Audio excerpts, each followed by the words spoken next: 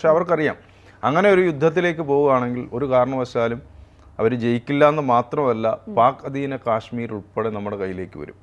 എപ്പോഴും ഒരു തർക്കഭൂമിയായിട്ട് നിൽക്കുന്ന ഒരു പ്രദേശമാണ് പാക് അധീന കാശ്മീർ. അതുപോലെ തന്നെ ബലൂചിസ്ഥാനിലെ ജനങ്ങളും പാകിസ്ഥാൻ ഭരണകൂടവും തമ്മിൽ നിരന്തരം അഭിപ്രായ വ്യത്യാസവും അവിടെ ആക്രമണങ്ങളും, അതായത് ബലൂചിസ്ഥാൻ എന്ന് പറയുന്ന പ്രദേശം മറ്റൊരു രാജ്യമായി മാറുന്ന തരത്തിലേക്ക് ചിലപ്പോൾ ആ രീതിയിലേക്ക് യുദ്ധമൊക്കെ വന്നു കഴിഞ്ഞാൽ മാറും. പാകിസ്ഥാൻ എന്ന് പറയുന്ന രാജ്യം തന്നെ നാമാവശേഷമായി തീരുന്ന തരത്തിലേക്ക് പോകും. കാരണം അവരെ സംബന്ധിച്ച് സാമ്പത്തികമായി അവർ ഏറെ പിന്നോക്കമാണ്. ദരിദ്ര ജനവിഭാഗങ്ങളുടെ എണ്ണം കൂടുതലാണ്.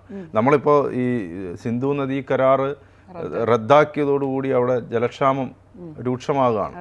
അപ്പോൾ ഇതൊക്കെ വരുമ്പോൾ ഈ നദിയിലെ ജലത്തെ അടിസ്ഥാനമാക്കിയിട്ടാണ് അവിടെ കൃഷിയൊക്കെ നടന്നുകൊണ്ടിരിക്കുന്നത്. ഒരു വലിയ വിഭാഗം ജനങ്ങൾ അതിനെ ആശ്രയിക്കുന്നുണ്ട്. അതൊക്കെ വരുമ്പോൾ പാകിസ്ഥാന് തന്നെ അറിയാം. അത് പിന്നെ ജനത്തെ ഒന്ന് ബോധ്യപ്പെടുത്താൻ, പിന്നെ അവിടെ നമുക്കറിയാവുന്ന പോലെ രാഷ്ട്രീയ ഭരണം എന്ന് പറയുന്നത് രാഷ്ട്രീയ നേതൃത്വമല്ല ഭരണം. അവിടെ എപ്പോഴും പട്ടാളമാണ്. വളരെ ചുരുങ്ങിയ കാലം മാത്രമാണ് രാഷ്ട്രീയ നേതൃത്വം അധികാരത്തിൽ. അഥവാ അവർ പട്ടാളത്തിനെ മറികടന്നു പോകുന്നു എന്ന് ഏതെങ്കിലും ഘട്ടത്തിൽ തോന്നുകയാണെങ്കിൽ ആ ഭരണാധികാരികളെ സ്ഥാനഭ്രഷ്ടരാക്കുകയോ അല്ലെങ്കിൽ അവരെ ഇല്ലാതാക്കുകയോ ഒക്കെ ചെയ്യും. ബേനസീർ ഭൂട്ടോയെ കൊന്നുകളഞ്ഞു. അതുപോലെ ഇപ്പോൾ ഇമ്രാൻഖാൻ ജയിലിലാണ്.